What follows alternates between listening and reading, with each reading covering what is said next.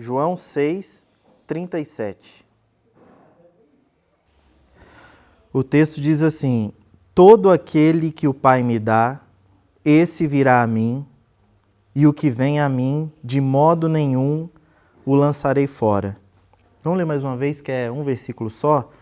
Todo aquele que o Pai me dá, esse virá a mim, e o que vem a mim, de modo nenhum o lançarei fora. Essa é uma passagem onde Jesus pronuncia essas palavras logo após ele dizer que é o pão da vida. Algumas pessoas, uns galileus religiosos que estavam ali, se escandalizaram com Jesus por causa disso, mas ele está dizendo que ele é o pão da vida e aquele que o Pai lhe dá de presente vai até ele e esse jamais será rejeitado. Antes de entrar de forma definitiva aqui no texto, estava meditando essa semana. Eu sou professor de uma disciplina na escola que se chama Tecnologia e Inovação e outras coisas afins. E aí a gente estava conversando sobre inteligência artificial, né? E como que isso está hoje. O ChatGPT me ajuda demais, a gente sempre utiliza para fazer alguma coisa. Cada vez mais a inteligência artificial vai tomando conta dos processos, então a gente vê uma automatização de tudo. E aí a gente estava conversando em sala de aula sobre uma coisa que aconteceu há alguns dias, não sei se vocês viram, mas no Reddit, uma rede social, 2 jovens universitários da área da informação criaram uma menina lindíssima por inteligência artificial e ela postou uma foto nesse perfil, o nome dela é Cláudia. Se vocês procurarem Cláudia no Reddit, vocês vão encontrar esse caso. E aí ela postou uma foto e perguntou assim: sou sexy? E aí a galera foi em cima, né? A menina bonita, aparentemente carente, precisando de afirmação. E aí a galera foi, claro que é, gatinha, não sei o quê, e foi falando e tal. E ela, quer ver mais fotos minhas? Me faz um pix, não sei o quê. E a galera mandando depósito para ela. E até que um jornalista começou a desconfiar do caso, um cara falou para ele, que era amigo dele, falou: eu tô apaixonado por uma menina na rede social. Quem que é? Mostrou, aí o cara achou que era demais, foi descobrir e descobriu então que era esses jovens que estavam por trás. A menina não existe, ela é só uma invenção. Você vê a foto, é perfeita, assim, uma foto, não dá para você pensar isso aí é um computador que criou. Parece realmente a foto de alguém, de uma pessoa real, mas não era. E aí a gente estava comentando sobre como a inteligência artificial tende a fazer com que a gente se afaste cada vez mais dos relacionamentos reais.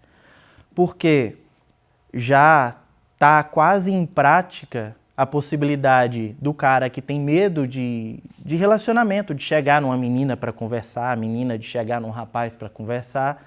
E aí ela tem ali um programa onde ela pode criar o avatar, o namorado, a namorada. Ela coloca o estilo de personalidade e começa a interagir com aquele computador, com aquele robô. O robô passa a aprender coisas sobre a pessoa e aquilo começa a se tornar um relacionamento, uma relação. E aí, se entra um vírus ali e deleta esse programa ou essa pessoa virtual, o cara vai sentir isso como se fosse um luto, porque de fato ele perdeu ali parte da vida dele. Ele conversou com aquele robô aprendeu sobre ele, e a gente está caminhando para isso. E olha o tanto que isso vai substituir as relações exatamente para pessoas que têm medo de se relacionar. Porque relacionamento real, gente, é barra, é dureza. A gente vai se relacionar com a pessoa, você descobre coisas que você não gosta, tem pessoas que são inconvenientes, e aí aquela relação tem um impasse. E aí eu não estou falando nem só de relação afetiva, de namoro, casamento, não, eu falo de amizade mesmo. Todo mundo tem um limite, e aí a pessoa vai se relacionar com determinada outra pessoa e pensar, com aquela ali não dá. E aí ela vai se ferindo em relações e ela pensa, eu vou conversar aqui com essa inteligência artificial que está dando mais certo. E aí, falando sobre isso, pensando sobre isso, eu fiz um contraste com algo que eu li também essa semana. Tem um livro do Eugene Peterson. O Eugene Peterson é muito conhecido pela versão da Bíblia A Mensagem. Não sei se alguém aqui já teve a oportunidade de ler, mas para quem não leu a Bíblia ainda, é uma versão que favorece muito. Ela é uma versão simplificada, facilitada, já interpretada da Bíblia, então ela é só uma paráfrase. Mas o Eugene Peterson, que fez essa versão, ele escreveu um livro chamado O Caminho de Jesus e os Atalhos da Igreja. E aí, logo no início, ele tem uma frase que me fez refletir exatamente sobre essas questões que a gente estava falando. A frase dele diz: os caminhos que Jesus adota para amar e salvar o mundo são pessoais. É o que ele diz. Os caminhos que Jesus adota para amar e salvar o mundo são pessoais. Não são desencarnados, não são abstratos, não são impessoais. São caminhos pessoais. O nosso Deus é um Deus encarnado.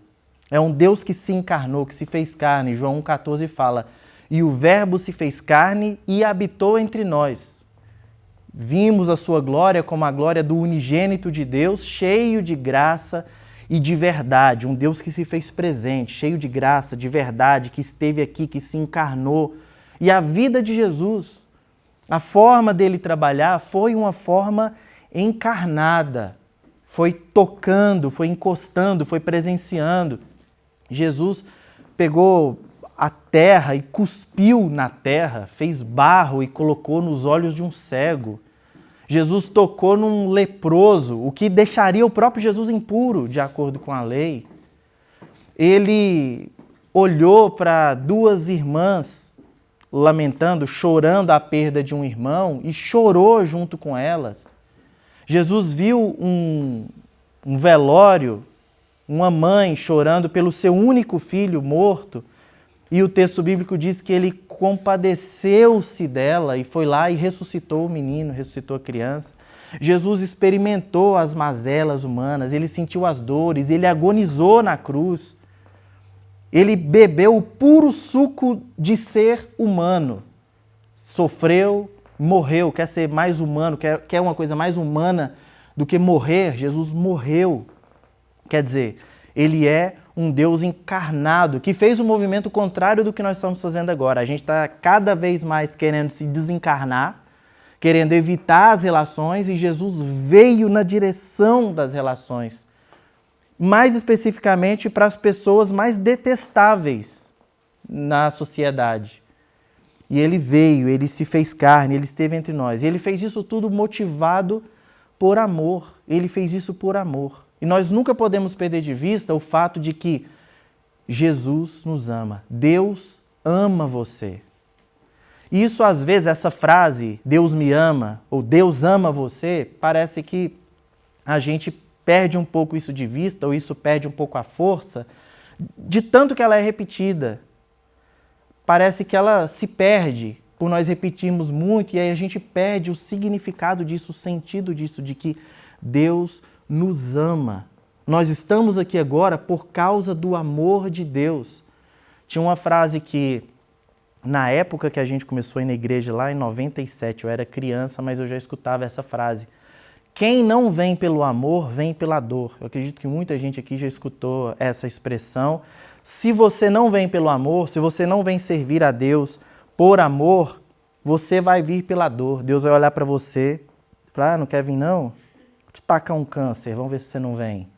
Deixa eu tacar seu filho na droga, vamos ver se você não vai vir correndo para mim. Deixa eu matar sua mãe e seu pai, que aí eu quero ver se você não vem correndo.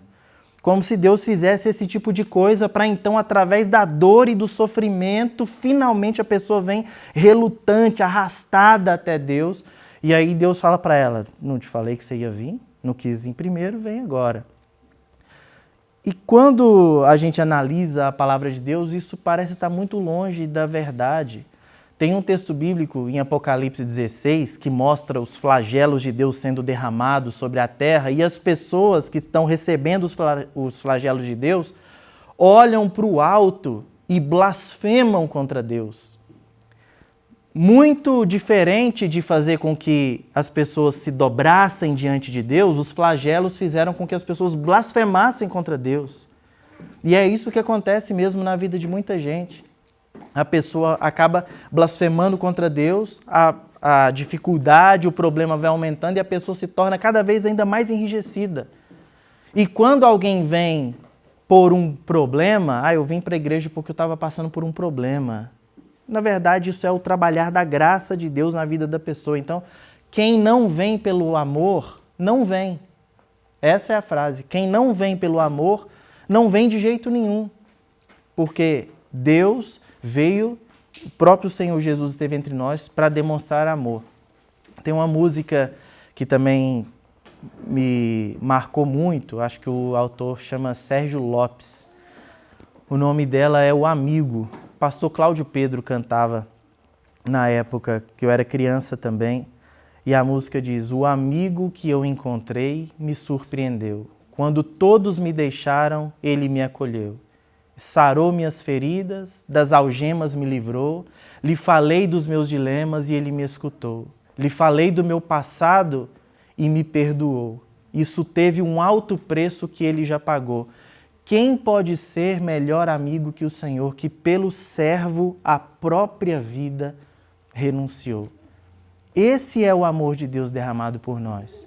É um Deus que olhou para a humanidade caída e se encarnou e quis estar entre nós e quis participar do que nós somos. Jesus se fez de mim para me salvar. Ele quis fazer isso, foi motivado, foi movido por amor. E aí, voltando para esse texto, porque esse texto mostra esse amor alucinado de Deus, do próprio Senhor Jesus por nós, nós vamos analisar aqui de uma forma que eu particularmente gosto de fazer. Isso é herança dos puritanos, que é quando você olha para um texto e para nele para fazer uma análise, quase que palavra por palavra, quase que frase por frase. E nós vamos fazer isso com esse versículo 37 de João 6. Um autor, que eu acredito que vocês já devem ter ouvido falar também, chamado John Bunyan, escreveu um livro muito famoso, que é o livro mais vendido depois da Bíblia, que é o livro O Peregrino. Não sei se vocês já leram ou já viram um filme, mas o John Bunyan tem vários outros livros, tem outros 57 livros, que geralmente a galera não menciona só O Peregrino. E um dos livros dele se chama Venha e Seja Bem-vindo a Jesus Cristo. E o livro inteiro é escrito com base em João 6,37. Os puritanos tinham isso. Eles dissecavam um texto, eles escreviam um livro inteiro sobre um versículo, e é o que o John Bunyan fez sobre o versículo 37 aqui, e eu queria trazer alguns apontamentos. O verso começa dizendo: todo aquele. Jesus aqui não diz boa parte dos que vierem, boa parte dos que o Pai me dá, alguns ou a minoria. Não, aqui tem uma expressão absoluta. Todo aquele. Todo aquele que o Pai me dá. E Jesus utiliza aqui, ele já menciona logo de cara o Pai. Todo aquele que o Pai. Nós temos, eu acho, que uma visão, um modo de olhar para o Pai um pouco distorcido. Pelo menos eu já pensei desse modo. Nós muitas vezes olhamos para Deus, o Pai, como sendo um ser completamente irado conosco. E Jesus na frente dele falando: calma, Pai, não mata eles não. Eu morri por eles, não faz isso não. O Senhor está meio descontrolado. Olha o meu sangue, eu fiz o sacrifício. Não faz nada com eles não. Deus então querendo destruir a gente e Jesus ali tentando acalmar. Calma, Deus, o Pai, porque eu já fiz, eu já morri por eles, já está tudo pago, não mata ele não, pelo amor do Senhor mesmo. E não é essa a verdade. O que nós vemos aqui, o que Jesus menciona aqui, é que o amor partiu do Pai. Foi o Pai que olhou para você. Foi o Pai que colocou os seus olhos e o coração dele em você. Foi o Pai que desde a eternidade enxergou a mim e a você, viu as nossas vidas e quis, como diz o texto aqui, presentear Jesus com a gente. Jesus diz: todo aquele que o Pai me dá. Não é que o Pai joga a gente em cima de Jesus. Todo aquele que o Pai me lança. Todo aquele que o Pai derruba sobre mim. Todo aquele que o Pai me dá. É uma dádiva. Você é um presente de Deus, literalmente. Às vezes a gente gosta de falar, né, Mariana, você é um presente de Deus para mim. E pode até ser, mas muito mais importante que isso, você é um presente de Deus para Jesus. Vocês são presentes, são dádivas, são dons de Deus para Jesus. O Pai deu você para Jesus como um presente. É prazer do Pai pegar pecadores e entregá-los aos cuidados do Filho. E nós vemos aqui que o Filho se anima nisso, o Filho ama receber-nos como presente, tanto que ele não nos lança fora, é o que o versículo termina dizendo. Então Deus, o Pai, entregou você como dádiva, como presente, como dom para o Filho Jesus. Esse que o Pai me dá, esse virá a mim. Quer dizer que não existe nenhuma possibilidade dos planos do Pai se frustrar. Todo aquele que o Pai dá a Jesus como presente, como graça, como bem, todo esse que o Pai entrega aos cuidados de Jesus, esse irá até Jesus. Não é possível que esse sistema falhe. Esse que o Pai me dá virá a mim. Não tem como isso falhar. Essa é a soberania de Deus na salvação que guia o pecador até Jesus. Mais tarde, aqui nesse mesmo capítulo, Jesus vai dizer: por isso eu vos disse que ninguém pode vir a mim se o Pai que me enviou não o trouxer. Nós só podemos ir até Jesus guiados pelo Pai, na força do Pai, pelo poder do Pai. Só assim nós podemos chegar até Jesus. Mas o versículo também diz: esse que o Pai me dá, virá a mim, e o que vem a mim. E aqui parece que Jesus tira o foco do Pai que está dando e coloca o foco na pessoa que está vindo. E o que vem a mim, o que mostra que existe uma vontade de ir. Quem vem até Jesus nunca vem sem querer vir. Quem vem até Jesus vem porque Deus antes trabalhou no coração da pessoa e mudou a vontade da pessoa. Por isso agora ela quer ir até Jesus. Ninguém vem arrastado aos prantos até Jesus, parecendo aquela criança na fila do supermercado querendo doce. Ninguém vem dando birra até Jesus. Vem porque quer vir. Aquele que vem a mim, é o que diz Jesus, e o Antigo Testamento mostra o relacionamento de Deus com Israel, como símbolo da relação de Deus com a igreja, do próprio Senhor Jesus com a igreja. E Deus diz através do profeta Jeremias: com amor eterno eu te amei, e com bondade, com benignidade eu te atraí. É a bondade de Deus que nos atrai. Paulo vai dizer em Romanos 2, ou vocês não sabem que a bondade de Deus é quem nos conduz ao arrependimento? Nós não viemos até Jesus com base na pressão, do ameaço. Ou você vem ou eu vou te destruir. É no amor, é a bondade de Deus que nos conduz ao arrependimento. Nós estamos aqui por causa do amor, do carinho, do cuidado de Deus, da bondade de Deus. Só assim nós podemos de fato vir. E aí nós chegamos a uma parte em que o John Bunyan ele foca as suas atenções. Boa parte do livro é falando dessa última frase de Jesus. E aquele que vem a mim, de modo nenhum lançarei fora. Jesus fala isso para todo aquele que vem até ele. E o que vem a mim, de modo nenhum lançarei fora. E aí o John Bunyan vai levantar algumas objeções que geralmente nós pecadores levantamos para Deus. Nós dizemos: Senhor, mas eu sou um grande pecador. E a frase de Jesus ecoa para nós: de modo nenhum o lançarei fora. Senhor, mas eu sou pecador de longa data. E a mensagem de Jesus é: de modo nenhum o lançarei fora. Senhor, mas o meu coração é duro, é enrijecido. E Jesus responde: de modo nenhum eu o lançarei fora. Senhor, mas eu sou desviado. Olha o que eu estou fazendo. E a resposta de Jesus é: de modo nenhum o lançarei fora. Senhor, o meu passado eu servia Satanás por todos os dias da minha vida. E a resposta carinhosa de Jesus é: de modo nenhum lançarei fora. Senhor, eu ofendi a luz do Senhor, eu pequei contra a misericórdia do Senhor. E a resposta de Jesus é: de modo nenhum lançarei fora. Deus, eu não tenho nada para lhe oferecer. E a resposta de Jesus é: de modo nenhum o lançarei fora.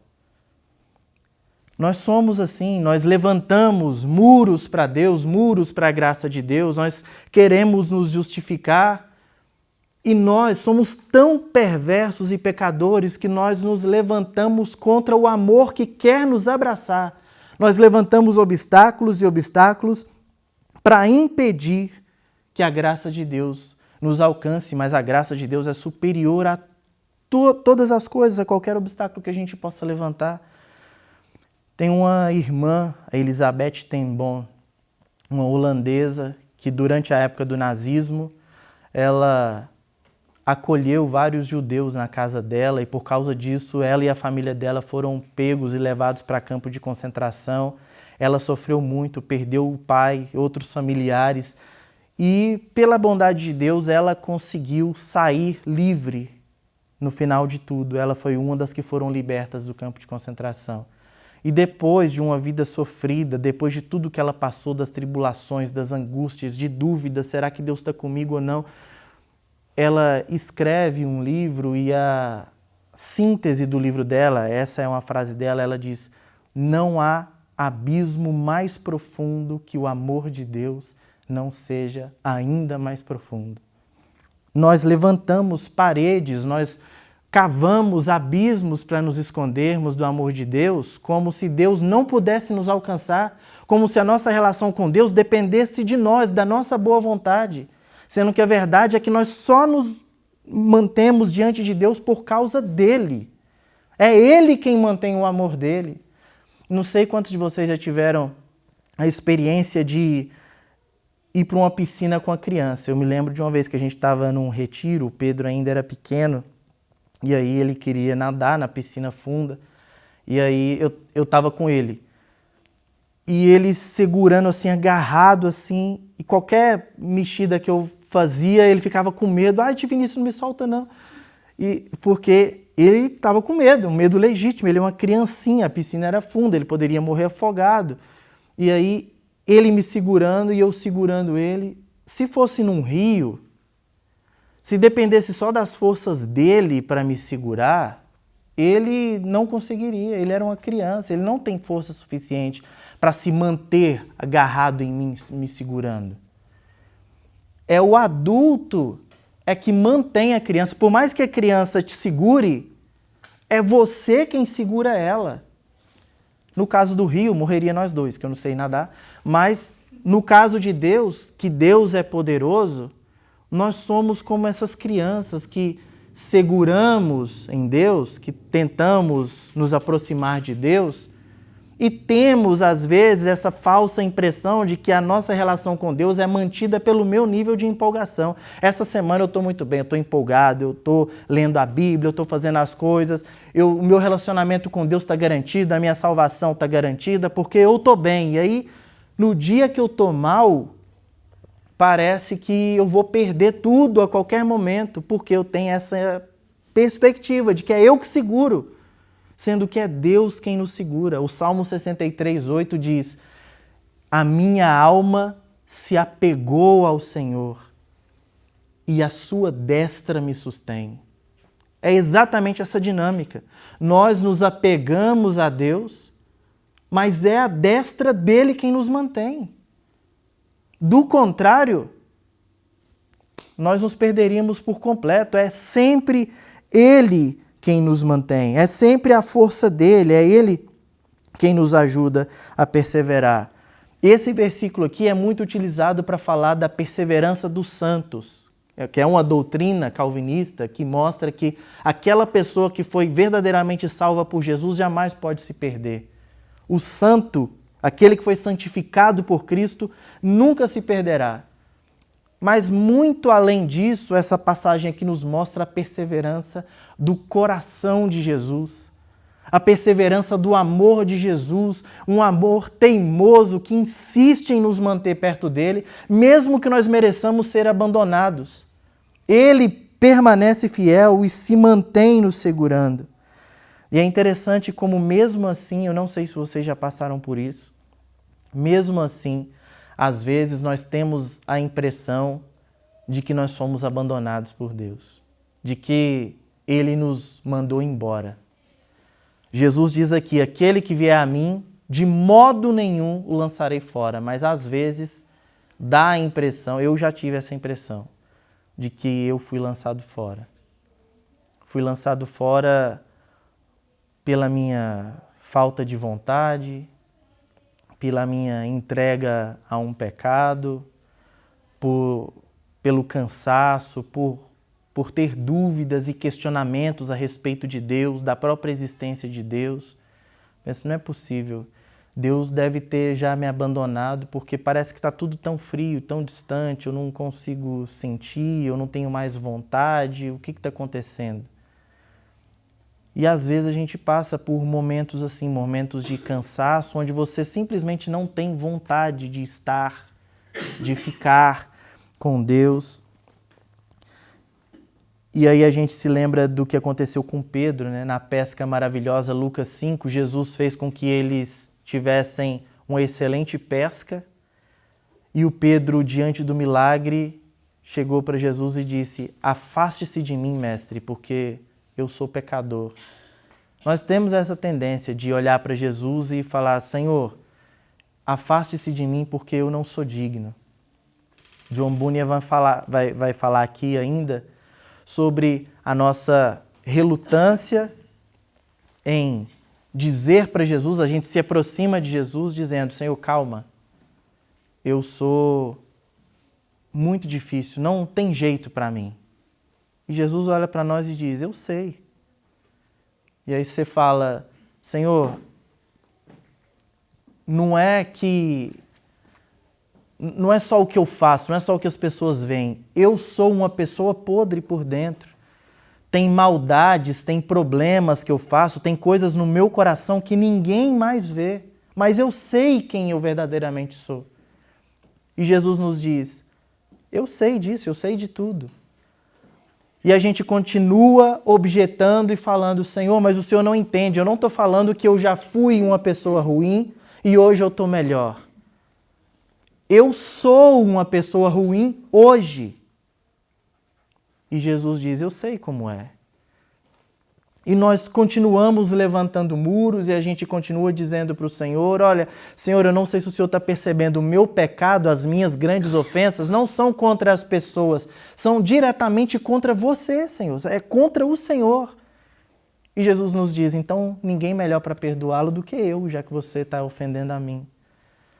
E aí a gente tem essa sensação de que quando nós nos aproximamos de Jesus, mais Jesus vai olhar para a feiura do nosso ser, para o nosso pecado, mais ele vai perceber como nós somos maus, como nós somos ruins, e mais rapidamente ele vai querer se afastar de nós. E é nesse momento que Jesus diz, de modo nenhum eu o lançarei fora. Nós precisamos crer nessa promessa do Senhor. Isso é uma promessa de redenção, isso é uma promessa para nós. E o que nós precisamos fazer?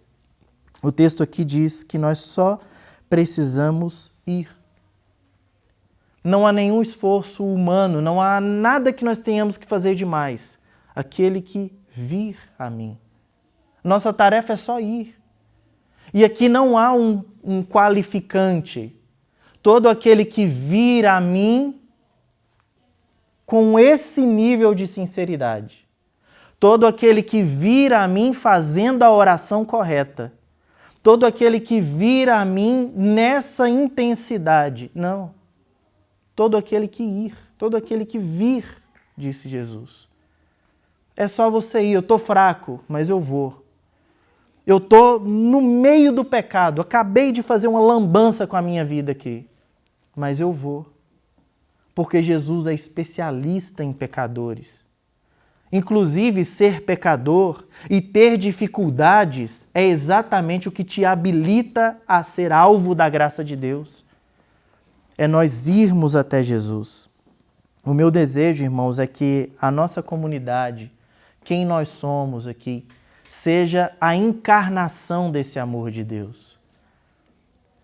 Que nós não vivamos essa espiritualidade automatizada, a espiritualidade artificial, a espiritualidade do chat GPT, que a gente viva o amor de verdade, que a gente se aproxime das pessoas com intencionalidade, com vontade de ser bênção, com vontade de demonstrar esse Deus encarnado, com vontade de mostrar quem de fato é esse amor que esteve entre nós.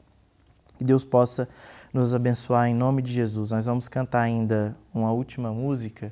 Se você puder, aproveita agora enquanto a gente canta, pode cantar junto, mas assim, vai orando e pedindo a Deus para que a gente seja de fato a encarnação desse amor de Jesus, que a gente demonstre esse amor de Jesus para as pessoas que estão ao nosso redor. Deus nos amou tanto, tanto. E aí o próprio Jesus disse: como que nós devemos amá-lo de volta? Ele disse assim: quando vocês fazem a um dos meus pequeninos, a mim vocês fazem. Como nós amamos a Deus de volta em troca desse grande amor que Ele já demonstrou por nós? Quando nós nos humanizamos, quando nós amamos as pessoas que estão ao nosso redor. Vamos clamar por isso nessa noite.